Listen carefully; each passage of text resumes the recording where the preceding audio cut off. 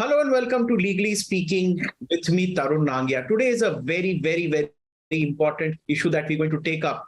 That the ex-Chief Justice of India, Justice N.V. Ramana, he said that Parliament was earlier dominated by legal professionals who gave outstanding constitution and flawless laws.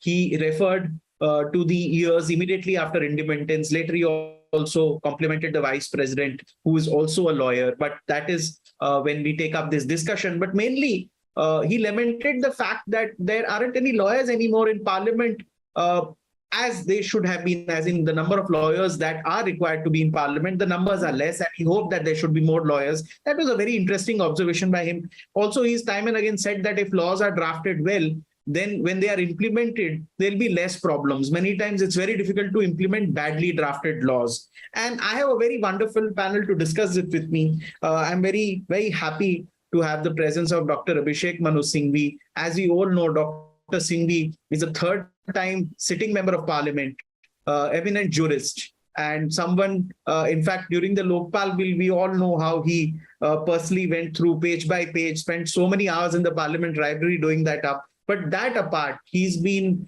chairing two very important committees. Earlier, the Parliamentary Committee on Law and Justice, but now also the Parliamentary Committee, all important on Home Affairs. Looking forward to some very interesting interventions from you, Dr. Singhvi. I have with me Ryan Karanjawala, Managing Partner of Karanjawala and Company, one of India's leading litigation law firms, who, in fact, when I discussed this idea first with him, he was the one who encouraged that, instead of a routine legal show that we do, you must take up something of this sort, and gave me a lot of data. Thank you for that. I'll go across and welcome Senior Advocate Parag Tripathi, eminent jurist, top counsel at the Supreme Court.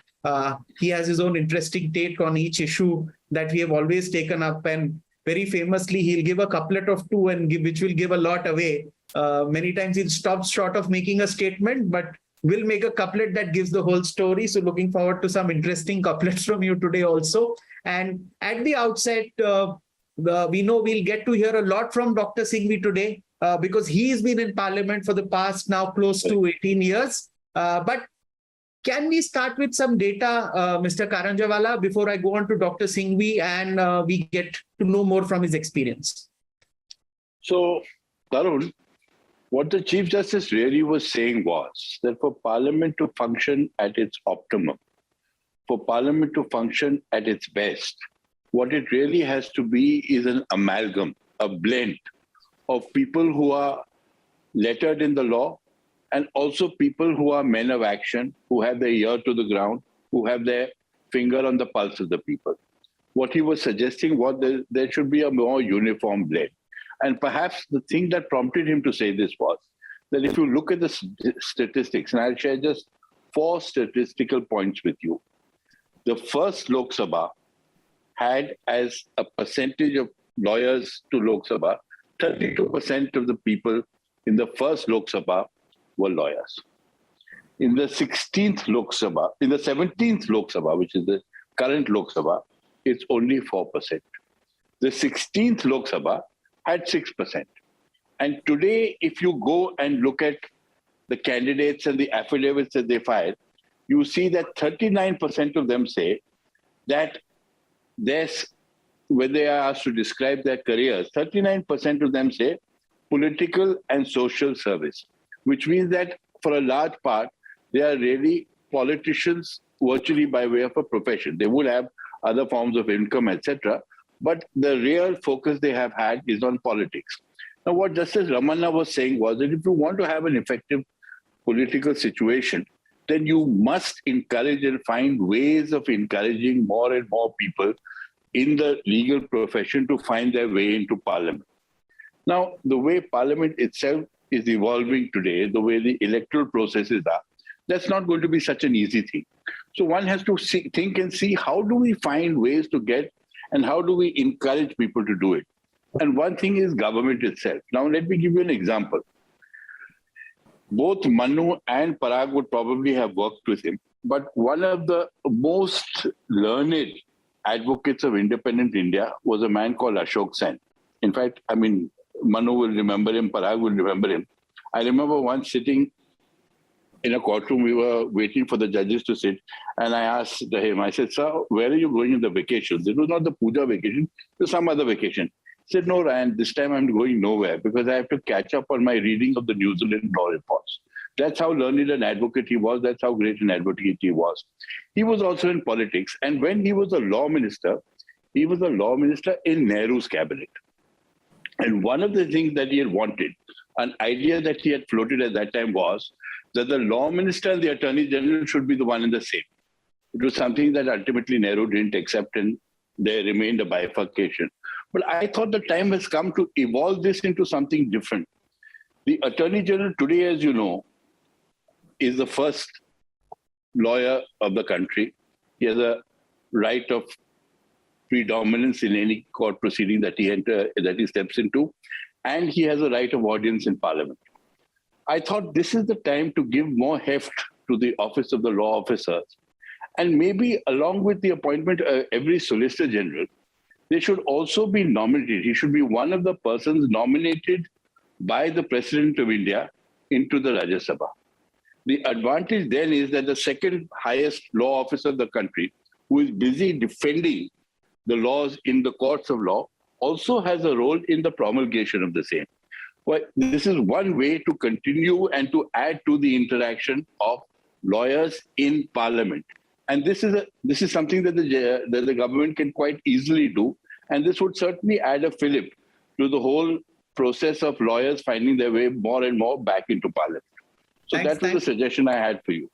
Thanks for that interesting data, as well as the comments that you shared, including Mr. Ashok Sen's observations that you shared with us. I'll go to Dr. Singhvi. Dr. Singhvi, you've been so long in Parliament that I think now you've seen many turns of people come and vanish away, while you remain sitting in those benches, opening arguments on important issues. So, as a veteran now, when you hear what Justice Ramanna said, how would you reflect on your years, A? And why do you think what he said is important? And from what vantage point will you like to see his statement? You just made me sound like a true member of the House of Elders. I still don't want to fall in the category of the true elder. But let me start with a interesting anecdote. Both Arun and I, in those days the Congress was in power and Arun was on the opposition benches, gently, came out of a debate of Rajya Sabha in which a good friend, I don't actually mind naming him, Sitaram Yechuri, who has very strong leftist views, gave a long speech saying why lawyers, accountants, engineers, doctors, and particularly singled out lawyers and accountants, should not be members of Parliament. Exactly the opposite thing which you are discussing today.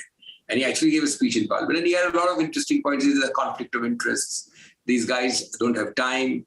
They're not true parliamentarians. And we have nothing against these professions, but they should not be.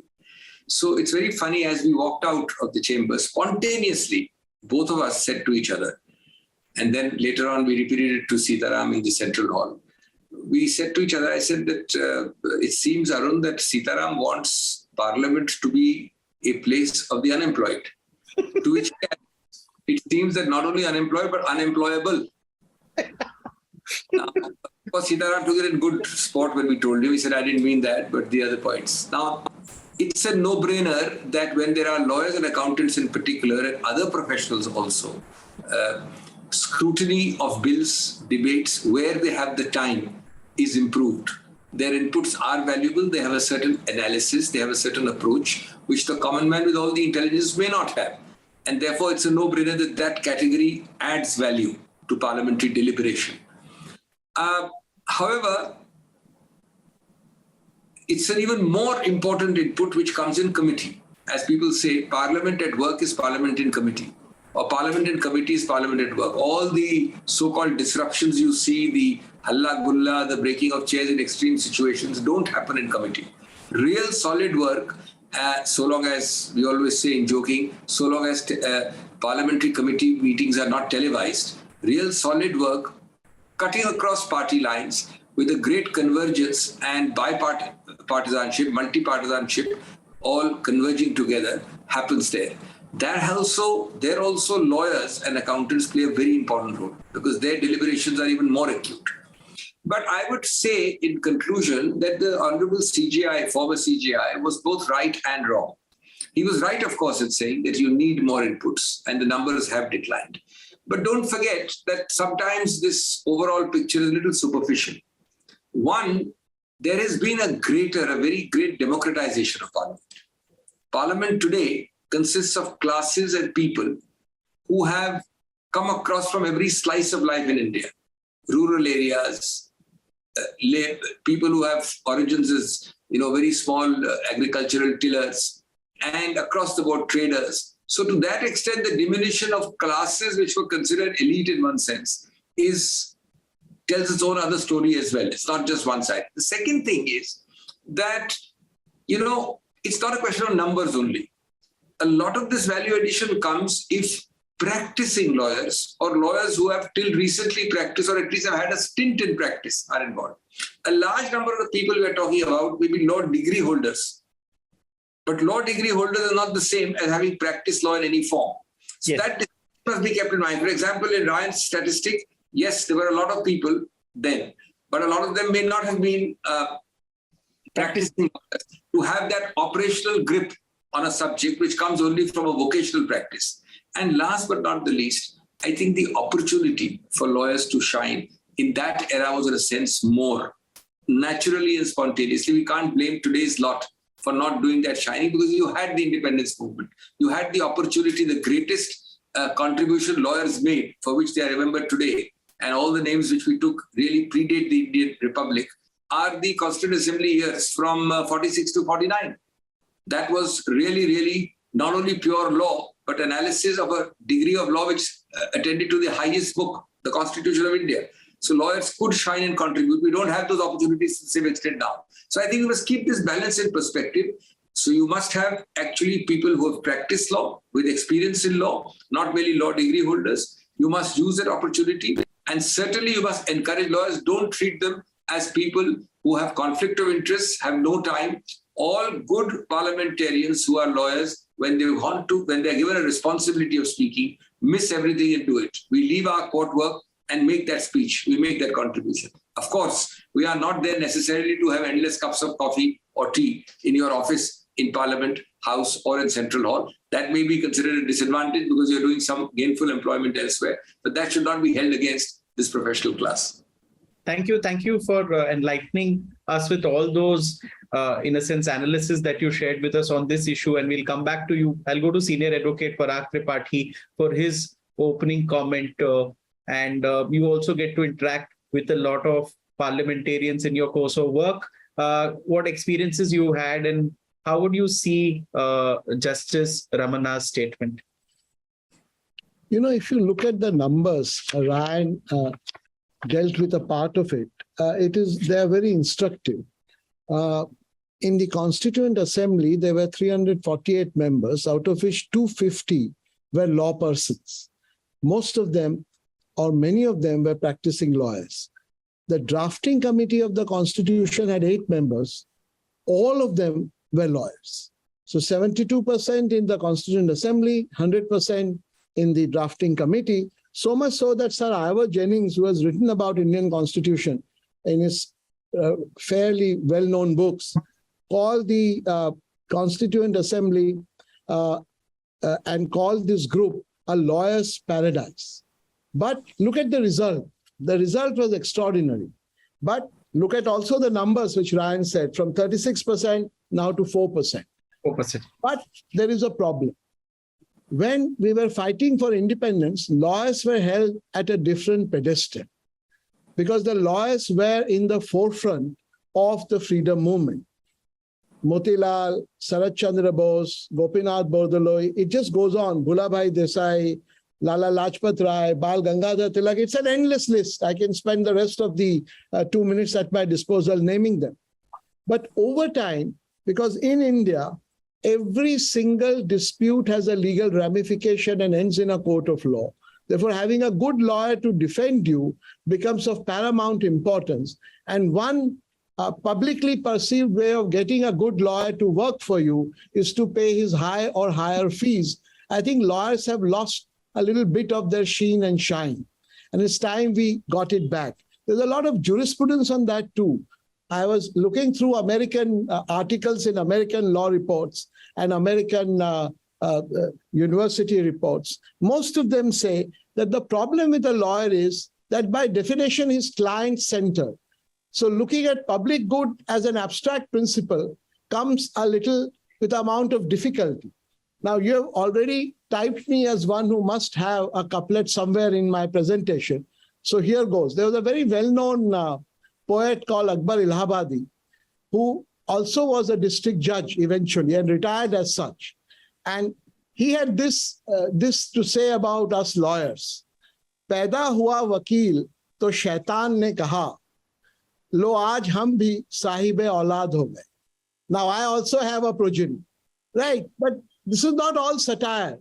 Today, if you are going for a tenanted premises, or even if you're going for a credit card, there's a problem.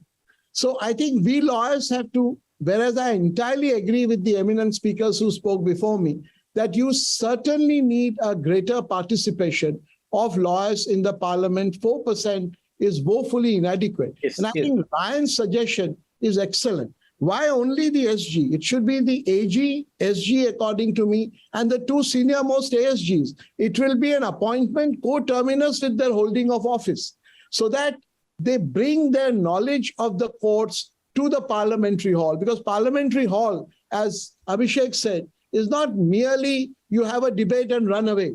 You discuss, you interact. So therefore, it is very important for parliamentarians also to understand.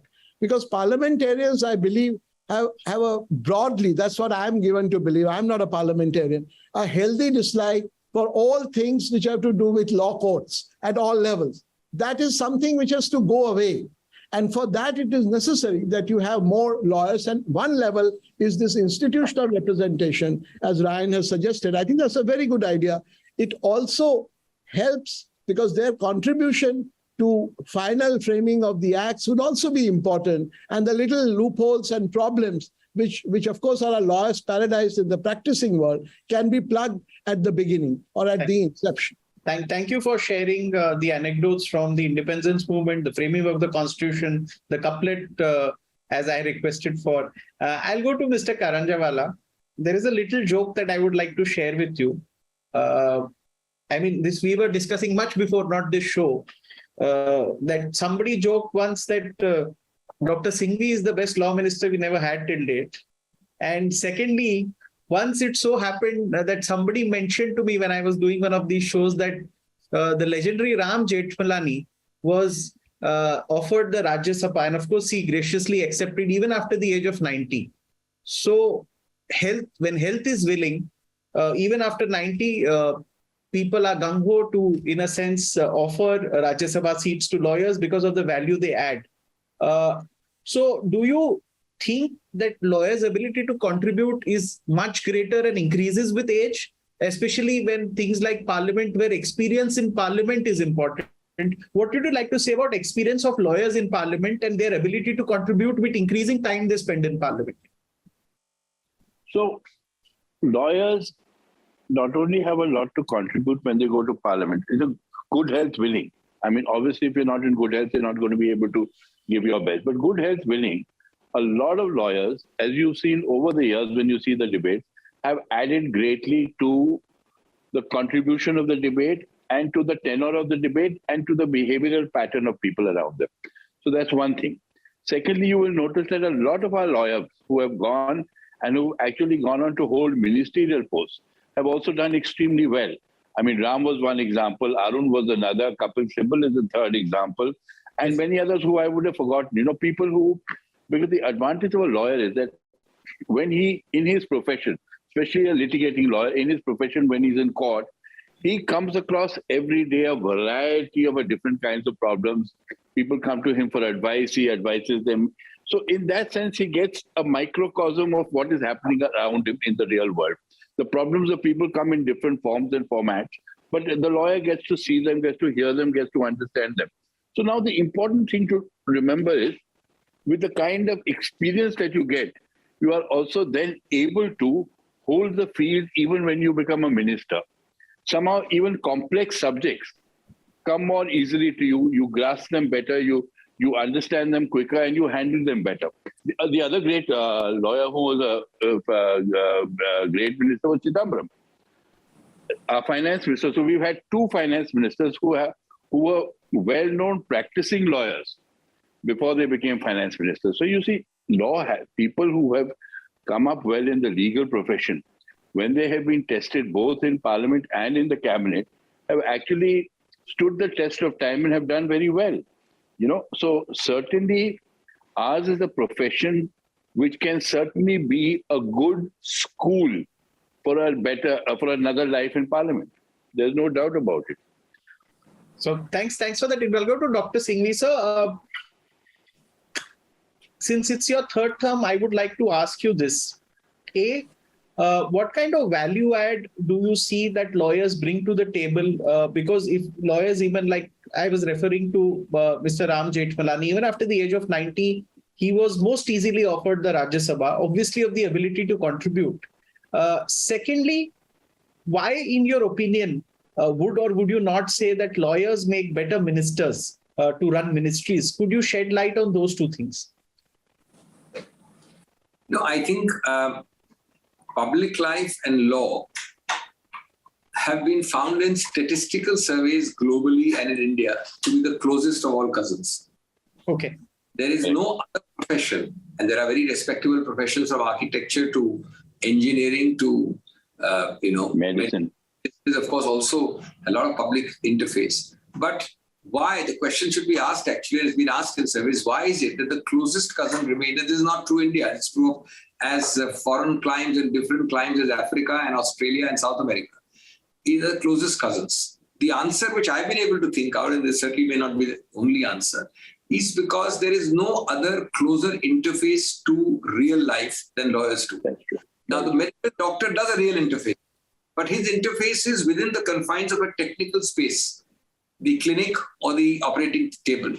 The lawyer's interface, more than the architects, more than the engineers, and more than the doctors, is with the real slice of real life, a real person with a real dispute with another real person, banging their heads, not having a real life dispute, not having a real life solution, and how to resolve that dispute and strife being lessened. So I think this is the uniqueness, which is why being in practical law and practicing law is a little better and different than just doing the law degree and stopping there. Thirdly, I think you will find that law's training, as you know, the other close cousins of law, which people tend to forget, are logic, of that part of philosophy which teaches logic, and mathematics. Some of the greatest lawyers were mathematicians, including Lord Denning. Now, that power of analysis, deductive logic, is peculiar to law, and I think it stands you in good stead. Speed reading is a self-preservation for most litigators today.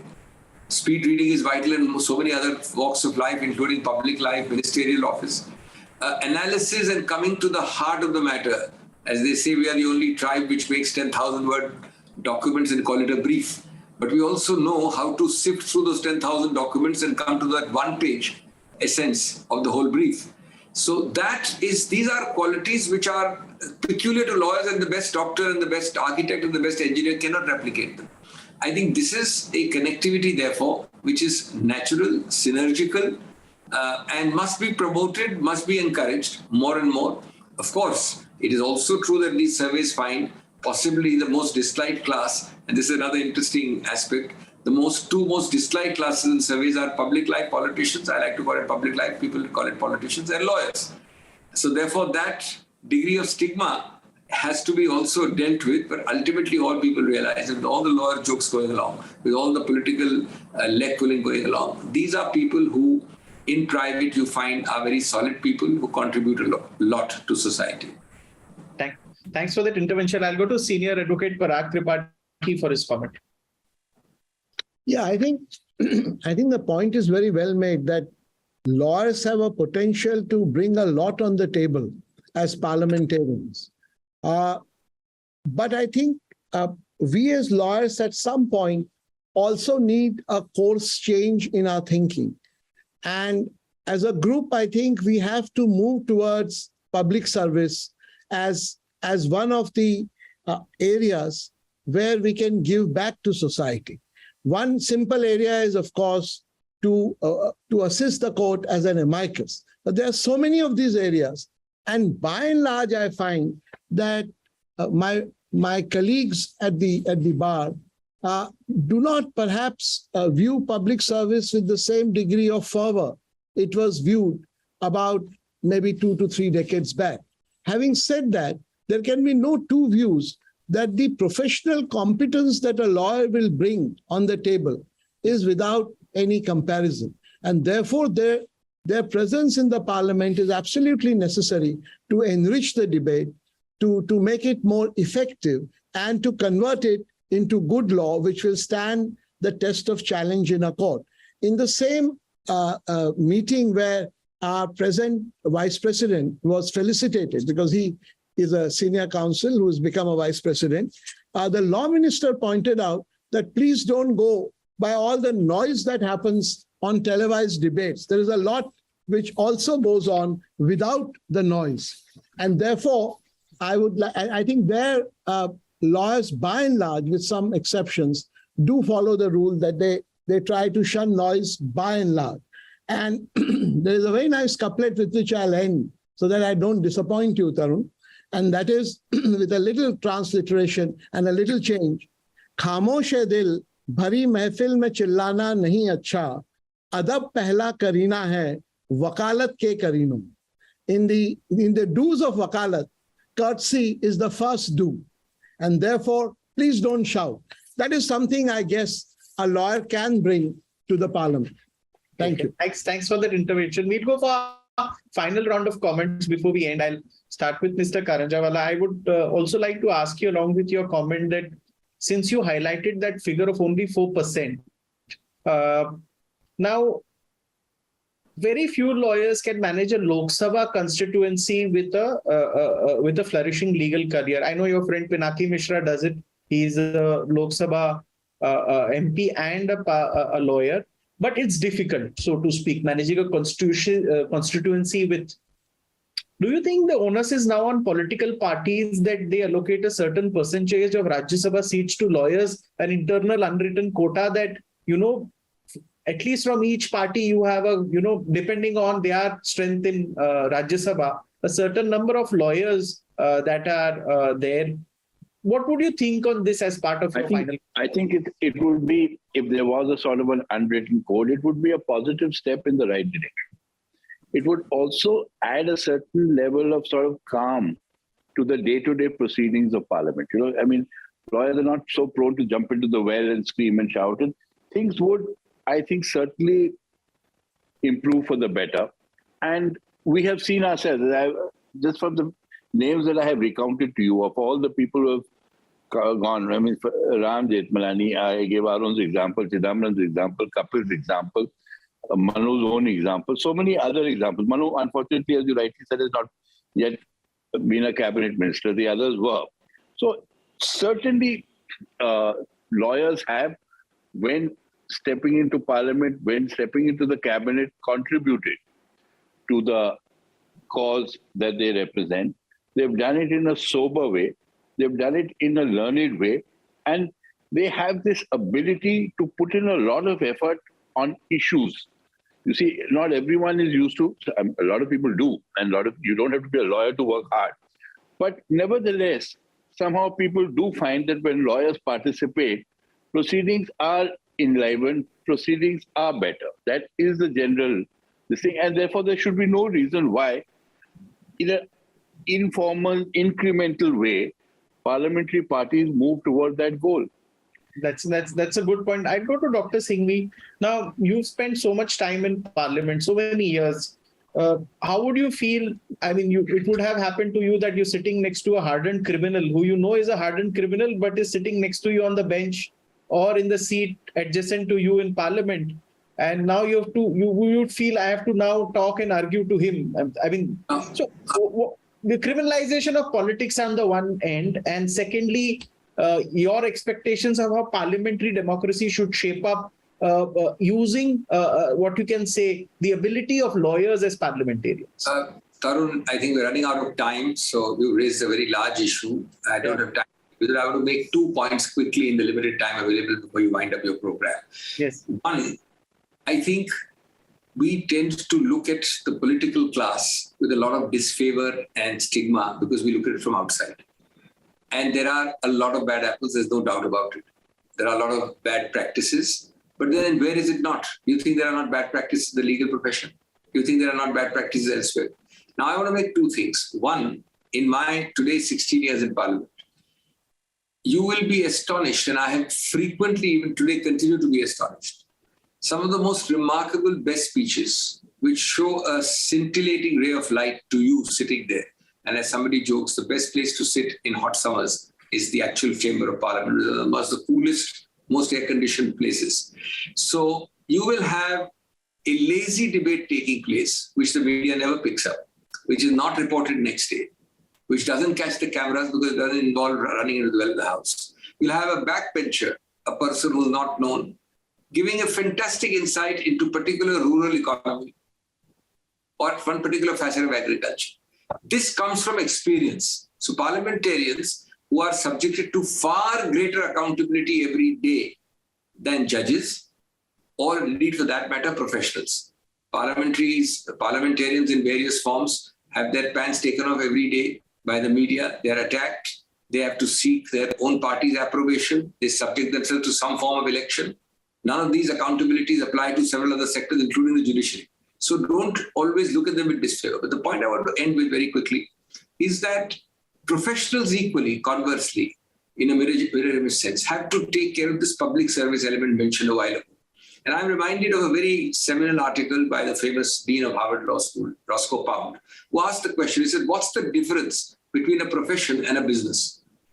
And if that distinction is kept in mind, a lot of the disfavor with which professionals like lawyers are viewed will go down, and this moneyed part of it. He says profession means, unlike a business, of course it is a business in many ways, but it means an element of learning. So you can't become a doctor without an MBBS. You can't become a lawyer without an LLB or something. You can certainly become a businessman because that requires entrepreneurship and risk taking.